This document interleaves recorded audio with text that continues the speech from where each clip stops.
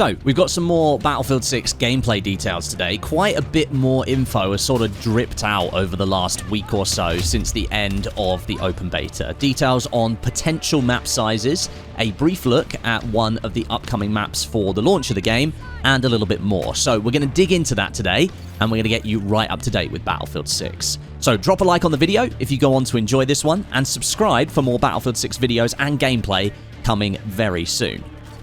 So let's start off with this map stuff, because I've actually been pleasantly surprised by what I've seen. All of this kicking off on Reddit and social media over the last week. We've got some size comparisons of the Battlefield 6 launch maps compared to other maps from previous Battlefield games. And I think this conversation has all been born out of the feedback that the maps in the open beta were a little bit on the smaller side. Now, for obvious reasons, I can't directly show you these comparisons because we're dealing with data mined information here. But in general, I think we're looking at some pretty decent offerings from Battlefield for these launch maps for Battlefield 6. It is worth noting that all of these sizes are estimates at this point in time, and the estimates are conservative ones as well. So there's potential that the playable spaces that we're talking about here may be a little bit larger overall when we actually get to the launch of the game, but of course that could mean they also might be slightly smaller as well. All subject to change, of course. We won't know for sure until we see proper gameplay of these maps at some point in the future. So first of all, we'll talk about Mirak Valley. It's set to be the largest map in Battlefield 6 at launch, and then Operation Firestorm, returning from Battlefield 3, comes in just behind it. Now, a comparison for Mirak Valley has been made to Battlefield 4's Golmud Railway, one of the larger maps in Battlefield 4's launch set. That's the sort of size that we expect from all-out warfare Battlefield maps if you want combined arms with infantry. You want the ground vehicles, you want transport vehicles, and you want helis and jets in the sky while soldiers are running around on the ground. And just the other day, actually, we got our very first look at Mirak Valley. It's a very short clip, and it's showing the AV sensor mine gadget being used on a Bradley that's rolling down the street. Compared to Golmud Railway, Mirak Valley will be slightly smaller, but that makes Mirak Valley a huge amount larger than a lot of other Battlefield 6 maps like Iberian Offensive and Empire State, both of which we got to play in the open beta, and both of which were fed back on as being very, very small maps. They were infantry dominated, and they really set the tone for what we saw in the beta. Battlefield 6 seemingly being more infantry focused, but perhaps with maps like Mirak Valley being this big and Operation Firestorm being just behind that, that scenario is not what's going to play out, and the beta simply skewed our opinion of what Battlefield 6 is actually going to offer. And it kind of reminds me of the whole scenario that we had with the Battlefield 3 Alpha and Beta only showing us Operation Metro. And a lot of people back then thought the Battlefield was kind of like scaling down its combat to more directly compete with Call of Duty. And only then, when it came to launch, did we see many larger maps and several urban locations being included in the launch maps. So perhaps history here is kind of repeating itself. So with Mirak Valley and Operation Firestorm making up the largest two maps in the game, and Iberian Offensive, Siege of Cairo, and Empire State making up the smaller end of the scale, where do all the other maps sit? Well, another comparison that's been made is Liberation Peak alongside Arras from Battlefield 5, having a similar sort of overall play space, but being completely different in its layout. Arras was largely like a rectangle with bases on either side, and Liberation Peak is a lot more linear and narrow, with that C flag point sitting up on the mountain providing a real power point that teams can then pivot from. Liberation Peak is one of the all-out warfare maps in the launch lineup for Battlefield 6, however. It's providing infantry, ground, and air vehicles, alongside Mirak Valley and Operation Firestorm. So even though Liberation Peak is considered on the smaller side, it is actually going to offer every single type of gameplay that you can get out of Battlefield 6. And then there's New Sobek City. This map has only been shown a couple of times in trailers and gameplay so far. It's kind of like a hidden map at the moment, but it is the second map that's set in Cairo, Egypt, and you'll be pleased to know it's far bigger than the other map, Siege of Cairo. In terms of overall play space, I'm going to say it's about 3.5 to 4 times bigger than Siege of Cairo. And based on the very short look that we've had of the map so far, just a couple of snippets in trailers, and then this image that we've got here, from the Battlefield website, it looks like Urban Warfare is the name of the game. The map is set to support ground and air vehicles, but only helicopters, no jets on New Sobek City. So it's kind of more along the lines of the Aftermath DLC from Battlefield 3. Marquez Monolith is probably the best example. On that map, you could fly around little birds around all the different like skyscrapers that were on the map. It was kind of cool.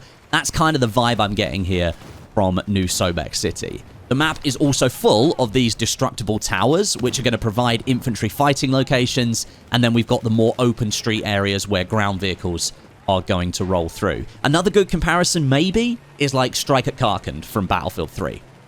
Now, that leaves a couple of maps unaccounted for, Manhattan Bridge and Saints Quarter. That's the second map from the Gibraltar location.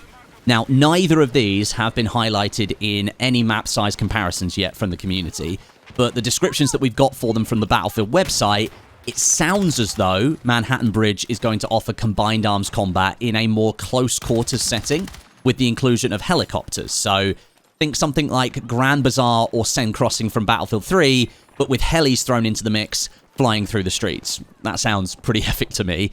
And then Saints Quarter sounds like a super close quarters infantry-only map set in the old town on the Rock of Gibraltar with destructible buildings. Saints Quarter sounds like it'll also be very, very small, like Iberian Offensive and Empire State.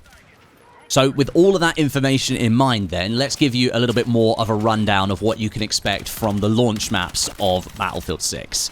The first group is all-out warfare. That's to say all types of gameplay supported that we expect from Battlefield, infantry, ground and air vehicles all thrown together.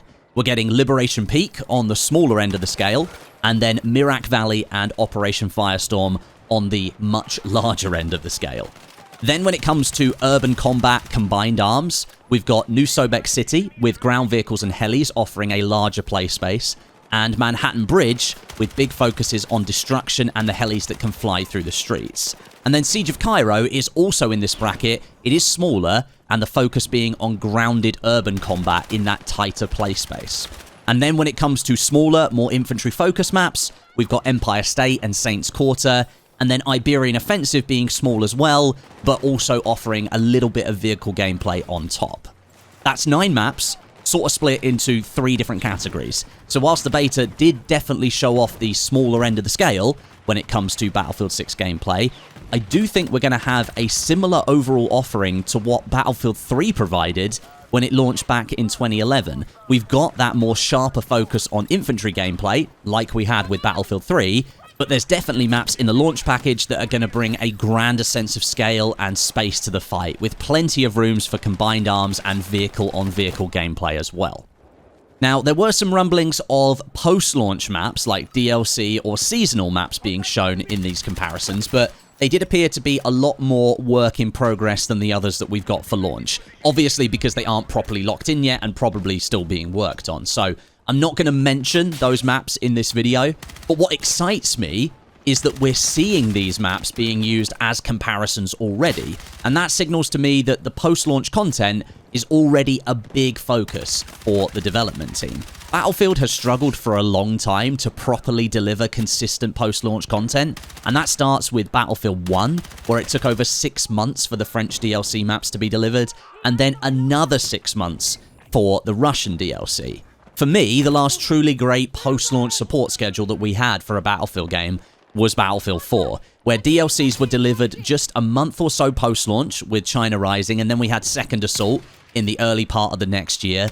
Then we had the Naval Strike DLC coming a couple of months after that, and then we finished off with Dragon's Teeth and Final Stand arriving a few months apart just before the 1-year mark for Battlefield 4. That was 5 DLCs, 4 maps each, all delivered within a 12-month-ish window. I'd love to see that level of support for Battlefield 6. That would be truly the gold standard, I have to say. Do I actually think we're going to get that many maps? Probably not. If we could see 2 or 3 maps per season maybe, with each season lasting a couple of months, that would be pretty good. Essentially, a map a month would be great. Although, based on conversations we've seen in the past, it can take quite a long time for Battlefield maps to be made, so we're just going to have to wait and see what the team ends up delivering. So then, that covers off all the maps for Battlefield 6 at launch. There's a lot more information out there about the game at the moment, so I'm hoping to bring that all to you in another video very soon. But if you enjoyed this one, then drop it a like for the all-encompassing YouTube algorithm and subscribe to the channel if you haven't already. Plenty more Battlefield 6 content coming your way very soon. I'll catch you in the next one.